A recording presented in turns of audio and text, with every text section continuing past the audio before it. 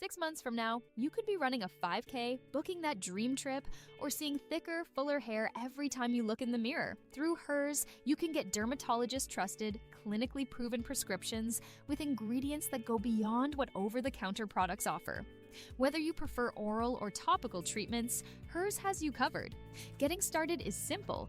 Just fill out an intake form online, and a licensed provider will recommend a customized plan just for you. The best part? Everything is 100% online. If prescribed, your treatment ships right to your door. No pharmacy trips, no waiting rooms, and no insurance headaches. Plus, treatments start at just $35 a month. Start your initial free online visit today at forhers.com/talk. That's FORHERS.com/talk. Compounded products are not FDA approved or verified for safety, effectiveness, or quality. Prescription required. Price varies based on product and subscription plan. See website for full details, restrictions, and important safety information. Hello, everyone, and thank you so much for joining me for Daily Spark with Dr. Angela. I'm your host, Dr. Angela Butchester. You guys know who I am, and you know what I like to do on my show. Say it with me. I want to enlighten, inspire, and empower you to become your best self. The scripture reminds us that the tongue is a small thing that makes grand speeches, but a tiny spark can set a great forest on a fire. And that's what we want to do today. We want to get you fired up about my guest. I'll be spending time today with Jennifer Fernjack, and we'll be talking about her book, Greater Than: The Power and Strength of Emotional Grit. I know, great title. So go on, get comfy, get cozy, get your coffee or get your tea, because we are about to get started. Hello, Jennifer. Thank you so much for joining me here on Daily Spark with Dr. Angela. Well, thanks for having me. I appreciate it. Absolutely. Now, I cannot wait to talk to you about your book, but we do have a little bit of a tradition, and first of all, and that is I'd love to introduce you to our listening audience. But I realize there might be some folks out there that are unfamiliar with you or with your work. So, first question, Jennifer, is tell us a little bit about yourself. What makes you you? Sure. So I'm an author, keynote speaker, and podcast host. And the theme of all of the above, so to speak, is the power of perspective and the science that fuels us. So in a nutshell, it's sharing stories with people about how there are things in everyday life that can actually lower stress hormones and influence the feel-good chemicals of the brain, whether it's dopamine, serotonin, or endorphins, that can help you with different stressors in life. And just stories of resistance that can happen as well. Now, being an author, is that something that you have always wanted to do, or did you find that it was one of the best ways to share your information with the world? Good question. So after a surprising brain tumor diagnosis back in 2016, and then of course I had surgery for it and corresponding radiation treatments, I kept telling people that I was noticing there were things in everyday life that were kind of just helping me with my experience. I couldn't figure out why. And so once I Googled things like, why does laughter help me feel good? Or why does kindness help me feel good? Or music or pets or different things of that nature. That's when I found out about the neuroscience behind it. And people kept saying to me, Jennifer, you should really write a book, because what you're sharing in your scenario helped with your health scare. But for others, it could help with job stress or relationship issues or just things in everyday life that can happen to anyone from anywhere. So give out the feedback I was getting from people, I thought, well, okay, well, I'm going to go ahead and write a book. And that's exactly what I did in tandem with starting the public speaking and then the podcast. So pretty cool stuff. Oh my goodness, I love that answer. And you gave the perfect segue, because I was going to ask you, did you have any nudging, any prompting from anyone, that encouraged you to become a writer? I'm so glad that you listened not only, to Holy Spirit, to your gut reaction there, but to that friend that prompted you. You might want to share this, because they're right. People need to know what they can look forward to, or how to explain things, or know that they are not alone in the things that they are experiencing. I love that answer. Now, when it comes to the title of the book, many times authors have said, I didn't know what I was going to name the book until I got to almost the last page. I had a working title, if you will.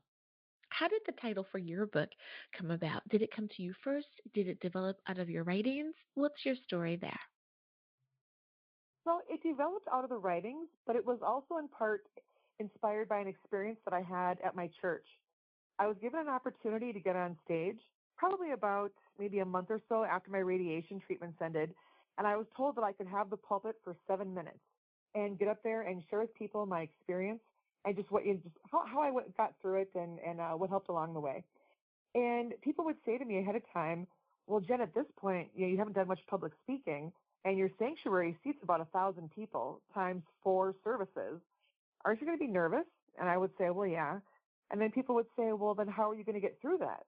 And my response was, my desire to help others is greater than my fear of the stage. Doesn't mean I can't be afraid. It means I'm going to do it anyway. And so that's exactly what happened. I learned that being brave doesn't have to be the absence of fear. It could be feeling afraid and being able to move forward anyway. That's exactly what I did when I got on stage, because at that point I hadn't done much public speaking.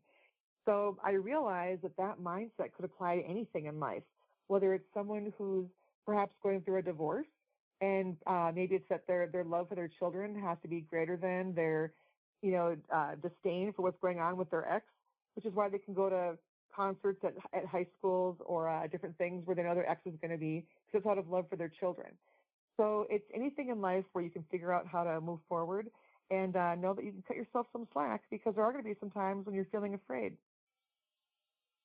Oh, absolutely. And you are so right. There are so many people that are stepping out in faith every single day, aka being afraid, but doing it anyway, right? Like you Yes. cannot just stay like in the box. You can't just stay in your comfort zone.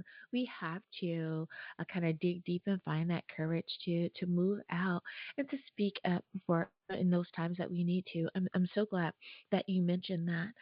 Sometimes I find that actually is the thing that gives someone else the courage that they need, that they're inspired by the person.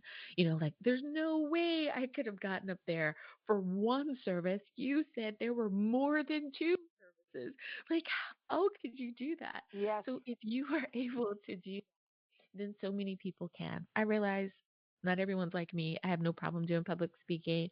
So when I see someone else getting up there and they're sharing their story, I am so like proud of that person. Like they're Yes. a little sister, big sister, auntie, whatever it is.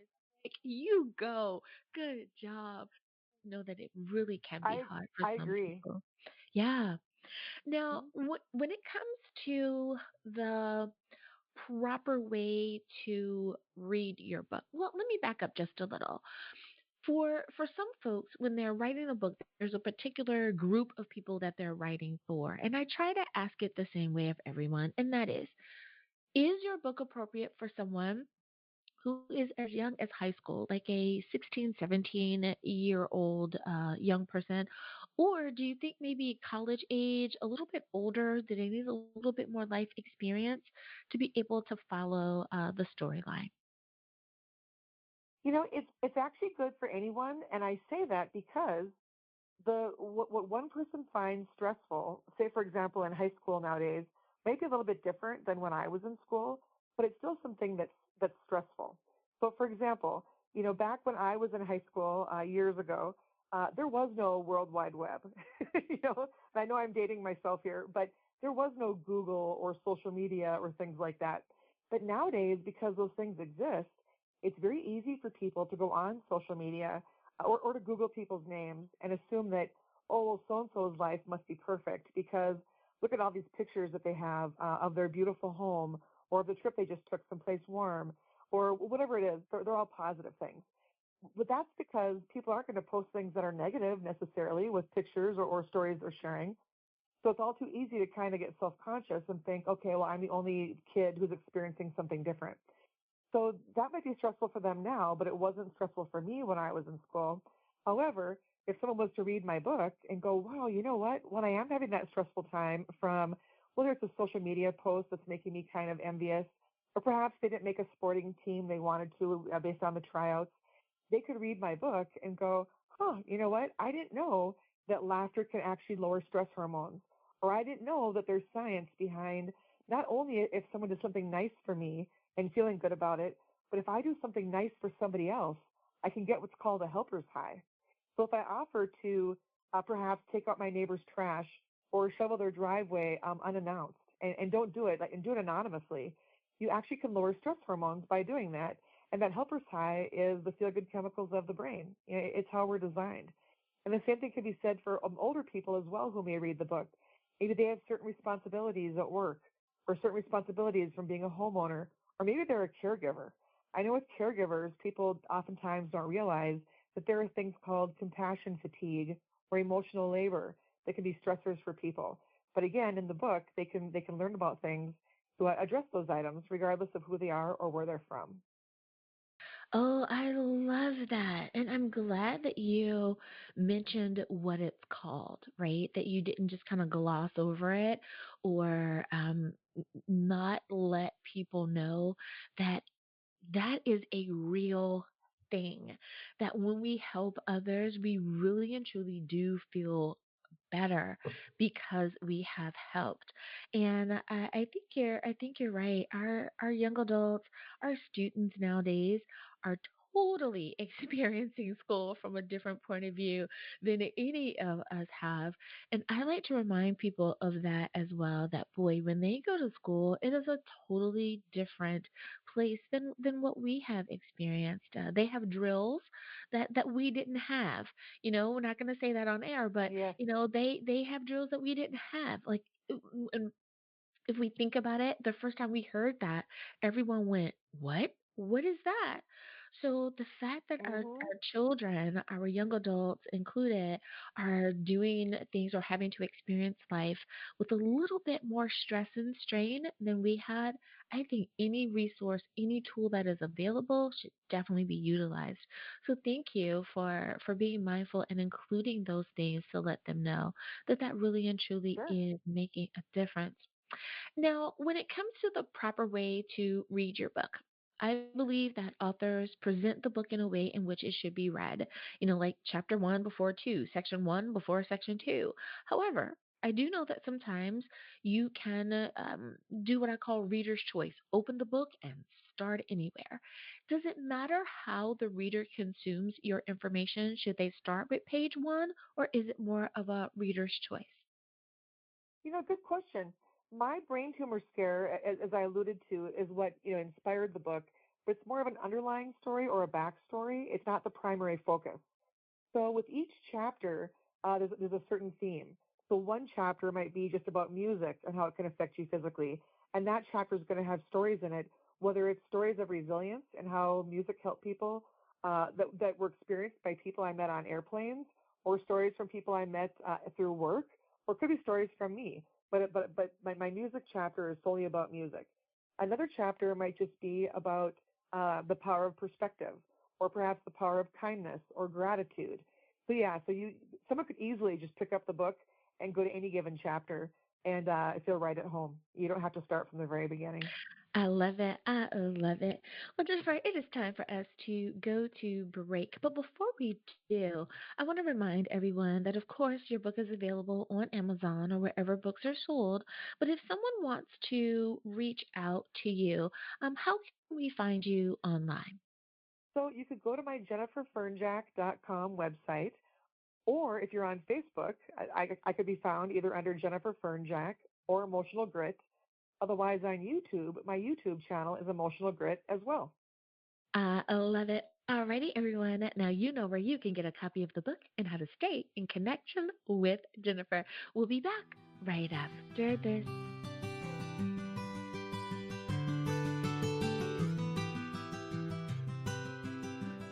And And we are back. Thank you so much for joining me for Daily Spark with Dr. Angela. I'm your host, Dr. Angela Butchester. My guest today is Jennifer Fernjack, and we are talking about her book, Greater Than: The Power and Strength of Emotional Grit. Now, Jennifer, one of the things that you talk about in your book are the acts of kindness. Now, I know that everyone's mother has always told them, be kind, be gentle, with folks, but you address it in your book as well, and how that can affect people physically, emotionally, all that. Tell us a little bit more about that chapter. Before you do, let me say this. My listeners know what I'm going to say. Disclaimer: if you want to know how the story ends, you've got to buy the book. Now, with that being said, tell us about your chapter on the acts of kindness. Sure. So with kindness, I think most people know that if someone does something nice for you, you can feel good because they did it. But I don't think people realize that if you do something nice for somebody else, that you can feel good too. And I first noticed that when I was home from my brain tumor surgery, and I noticed that if people stopped by my home, like say they brought me a plate of cookies, or perhaps some kind of an entree of some sort, or even a book to read because now I was stuck at home, they felt good for doing it. And I thought, well, I wonder why that is. And that's what prompted me to Google it. And that's how I found out about the neuroscience behind it. But a good example of this is one time I had to have an MRI done. And this was a few weeks after my radiation sessions ended. And as I laid in the MRI machine, I thought to myself, wow, what kind of information am I going to find out today? I mean, I had no clue if there was like soft tissue damage from the surgery I had, or if there was some kind of damage from the radiation. So actually, my eyes began to fill with tears. And as I laid there in the machine and my eyes filled with tears, I thought to myself, okay, Jen, you can't not experience this. You better learn to figure out the how. So as I laid there, I began to pray. But I didn't pray for myself. I began to pray for other people. And as I laid there, I thought, God, please help Grandma not feel lonely. Please protect my mom on her mission trips. Please protect my dad and his wife as they travel as well. And by doing this and wanting what's best for them genuinely, by praying for them, it took the focus off of me and it helped me feel good for wanting what's best for them. And before I knew it, the test was done. I got right through it. And in the book, I also wrote about how one time when I was in eighth grade, my friend Denise was over and we were upstairs in my home doing something. And we heard my mom downstairs talking to someone. And being the nosy kids that we were, we thought, well, I wonder if a neighbor stopped by or if a friend came over. And we were kind of curious as to who it was my mom was talking to. So we crept down the stairs and looked around the banister and didn't say anything. But imagine our surprise when we saw that no one was there except for my mom. But she had the phone book, and yes, I said phone book because this was a long time ago, on the island in the kitchen, looking up a phone number for a radio station. And it turns out she had been then talking to someone through a radio program on the radio station. And the theme of the show that day was people were calling in saying what they were doing for Christmas. And there was one caller who called in and said, I'm totally lonely. My wish is for people to pray for me because my parents have passed away. I'm divorced. I don't have any kids. And my brother, who I'm estranged from, lives somewhere in Wisconsin, whereas I'm here in Minnesota. And so I have nowhere to go for Christmas. And that was what prompted my mom to get out the phone book and call the station because she said, I know you can't give the caller or you can't give me the caller's contact info, but would you please give her mine? She can come to my house for Christmas. And her act of kindness was, Oh of course, my intended. goodness, that is so Yeah, wonderful. I'm sorry to cut you yeah, off. And I'm just smiling from ear to ear, going, sometimes we yep, are just so blessed to have these types of people in our lives. What a great yep. mama, grandma moment. Like, oh my goodness. I'm sorry. Please continue your story. Oh no, you're fine because the thing is, the act of kindness was intended for the stranger, but the benefits could also be felt at home because my mom didn't even know that Denise and I were listening. But Denise and I looked at each other and didn't say a word, but our expressions spoke volumes because we were so touched by what happened. So I could not, I could not speak highly enough of kindness. So when people are stressed out, whether it's from a health scare, again, or stress from work or family issues, my challenge for people is, go do something anonymously. You could go rake leaves for someone and don't tell them you're going to do it and just walk away, and you can feel good for doing it. It doesn't have to be expensive, or even just give a stranger your seat on a bus. It's pretty amazing, how we're wired and how kindness can affect you physically. Oh my goodness. Yes. I mean, it is just in listening to the story, sometimes we need to know about the feel good stories as well. That people are still Hmm. being kind in the world, that people are still trying to have that human touch to what's going on. Sometimes we are so removed from that, or we have learned to disconnect or disassociate in so many ways to protect ourselves that we forget that there really are kind people in the world still. And that was just so wonderful. Thank you for sharing that story. Now, I know another Sure. thing that you talk about in the book is gratitude. And I know that I encourage my counseling clients as well as my coaching clients that we should have an attitude of gratitude, that we should start our day off with a heart of thanksgiving. And I know that that's something that you touch on as well. So you remind people to, walk in kindness, to have an attitude of gratitude, and you've encouraged people to use music, a universal language, in order to affect them positively. What has been some of the feedback that you've gotten from that? How are people sharing with you and letting you know, oh my goodness, I didn't know that, and boy, has it changed my life? So, regarding gratitude, it's interesting how gratitude is different from happiness. And there's something that psychologists call hedonic adaptation. And hedonic has the same root word as hedonism. So it's seeking pleasure. An example I would give of that would be, say someone gets a promotion at work and now they can afford the car of their dreams. So that they're all excited. They go buy the new car. They drive around town. Everything's great. But then after a while, it just becomes a car payment. So because that happiness, that excitement just plateaus. Whereas gratitude comes from the gut. I mean, it comes from your soul. I mean, it's like a job offer after a layoff. It's perhaps there's a house fire, but everybody gets out okay. So people will come up to me who have read my book or have heard my speeches, and they'll say, "Oh my word, Jennifer, thank you so much for sharing what you did in your book and in your messages in general, because I've got my own story to share as well, and you've inspired me to share my story and yours with others."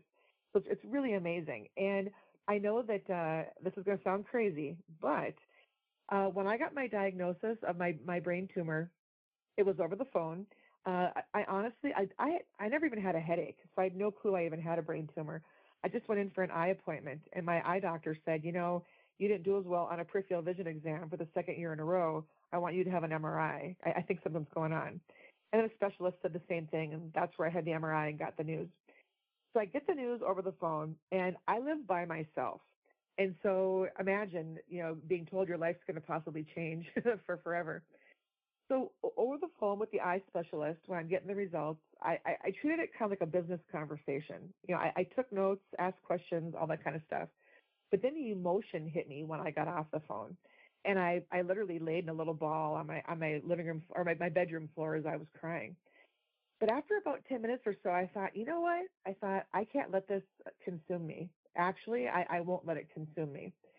So I got out my pad of paper and my pen again, and I made a list of reasons why it's positive to have a brain tumor.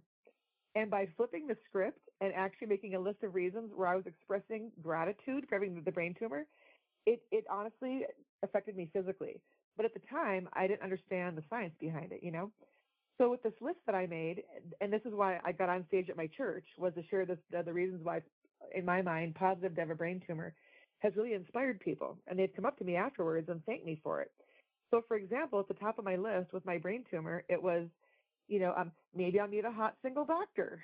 I had to put some humor in there. And then I wrote things like, good reminder to count blessings, good excuse to reach out to people I haven't seen in a while. And then my list got a little bit too somber, so I ended it with good excuse to eat dessert first. but again, that mindset of gratitude, it actually affected me. And I tried to have that same mindset the night before my surgery as far as being grateful for things. So instead of looking at it as, wow, you know what, I've got to go have a surgery tomorrow that could change my life forever. I mean, what if I go blind from it? What if I don't Mhm. come out? But Right? instead, No. I thought yeah, instead it was different, and I looked at it as I was very positive about it, and people have shared how that's made them be positive too. And one of the things that I Uh, really love that you talk about, and I want to give you at least 2 minutes. We have about 3 minutes left in the show. Is that you talk about hope, because that's something that I talk about when I speak on breast cancer and when someone's going through that. How did a sense of hope really encourage you to continue to move forward?